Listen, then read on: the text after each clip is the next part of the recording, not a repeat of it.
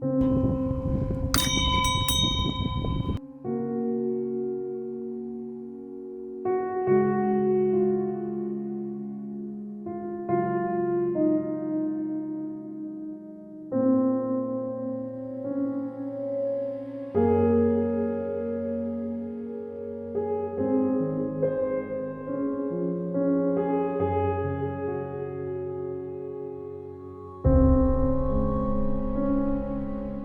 for our sightseeing in Padum for today, the last destination for today that we are planning to cover is Karsha Monastery. शाम के 5 बजने वाले हैं and I knew कि Karsha Monastery से शाम को in the dying sun काफ़ी अच्छे views आते हैं of the entire valley, and that is the reason why I kept it for end of the day. ये रोड जा रही है सामने, and जहाँ तक मेरा ख्याल है वो जो पहाड़ के ऊपर सामने दिखाई दे रहा है वही शायद कर्शा मोनेस्ट्री है। वहीं ऊपर चढ़ेंगे और वहाँ से पूरी वैली का एक व्यू आएगा। तो या उसके बाद कल हम लोगों को लिंगशेड से लमाइरो निकलना है, तो डीजल भराएंगे। उसके बाद will have dinner somewhere in Padum and that will be the end of our day today.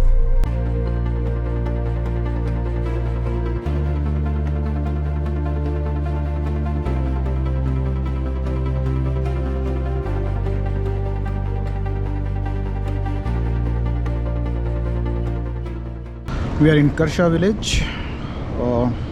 काफ़ी सुंदर गांव है, और पीछे बोर्ड पर लिखा हुआ था वेलकम टू मॉडल विलेज कर्शा, और मॉडल विलेज टाइप लग भी रहा है ये। जो सामने पहाड़ पे दिख रहा है I think that is Karsha monastery, but जहाँ तक मुझे पता है मोनेस्ट्री इतनी बड़ी है नहीं वो, तो इट इज़ क्वाइट पॉसिबल कि ये गाँव ही पूरा ऊपर पहाड़ तक फैला हुआ है। और यहाँ की जो सड़कें हैं इतनी स्टीप इंक्लाइन जो है उसको देख के लग भी रहा है कि सड़क काफ़ी ऊंचे तक ऐसे ही चढ़ रही है।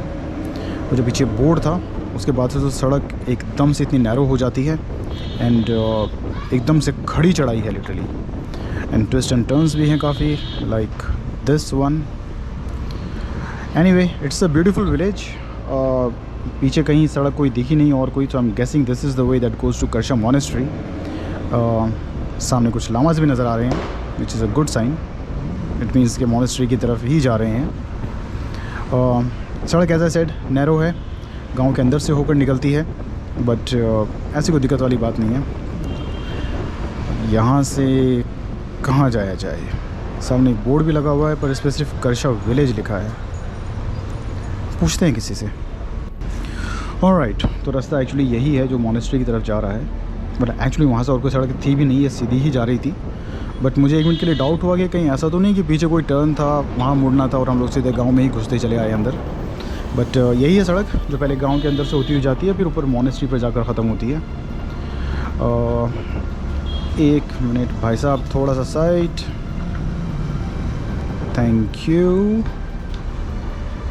ओके ऑलराइट, तो यही सड़क है जो गांव के अंदर से होती हुई जाती है। जैसे जैसे और ऊपर मतलब एल्टीट्यूड गेन हो रहा है, सड़क एक्चुअली और नैरो होती जा रही है। यहाँ पर तो आगे लिटरली मतलब इतना ही है सिर्फ कि एक गाड़ी निकल जाए सामने से और कोई दूसरी गाड़ी आ गई तो अटक गए। अरे बच्चों कहाँ चढ़ रहे हो, गिर जाओगे नीचे।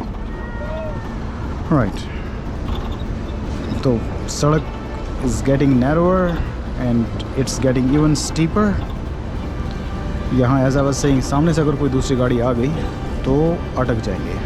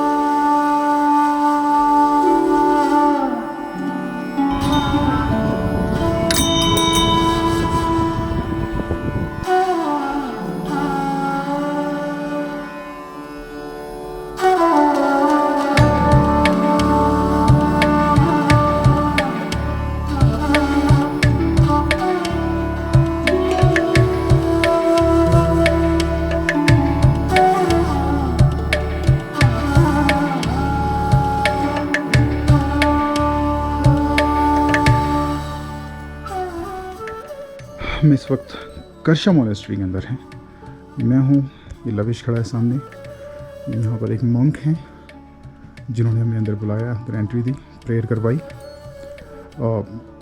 इससे पहले कि किसी के दिमाग में ख्याल आए, मैंने पहले परमिशन ली है कि अंदर फ़ोटोग्राफी कर सकते हैं या नहीं, और परमिशन के बाद ही मैं ये वीडियो रिकॉर्ड कर रहा हूँ। यहाँ पर बहुत सारे एंशिएंट म्यूरल्स हैं। ये प्रेयर हॉल है। वहाँ पर एक 1400 के जो रिस्पेक्टेड लामा थे उनकी ममीफाइड बॉडी भी रखी हुई है। एंड ओवरऑल बहुत ही शांत और सुकून वाली जगह है। यहाँ पे आके बहुत अच्छा लगा। हमने भी अंदर आए, एक्चुअली प्रेयर रूम ब्लॉक था, तो ये लामा ने हमें देखा, ये नीचे आए, इन्होंने दरवाज़ा खोला, हमसे प्रेयर करवाई। बहुत ही अच्छी, बहुत ही सुकून वाली जगह है। अगर आप ज़ंस्कार में आ रहे हैं और आप पदुम में हैं तो Karsha monastery and Karsha village, इस जगह को आप मिस नहीं कर सकते। मैं हाईली रेकमेंड करूँगा कि आप एटलीस्ट शाम को थोड़े टाइम के लिए करशा मोनेस्ट्री आएँ। So this is Karsha monastery. Padum market से ये तकरीबन 12 से 13 किलोमीटर के ऊपर है। एक सड़क है, मोटरेबल रोड, जो ऑल द वे मोनेस्ट्री तक आती है। उसके बाद आपको सीढ़ियाँ चढ़ के मोनेस्ट्री में पहुँचते हैं। सड़क स्टीप है, बहुत नैरो है। सो या कभी कहीं की जगह पर डर भी लगता है चलाते हुए, as you can see in the video. But in the end, एक तो मोनेस्ट्री का peace, the peaceful environment of the monastery. आप अंदर जाते हैं, you take a look at the monastery, you pray inside. It's a reward in itself. But उसके बाद फिर जब आप आके सामने से पूरे ज़ंस्कार वैली का जो व्यू आता है,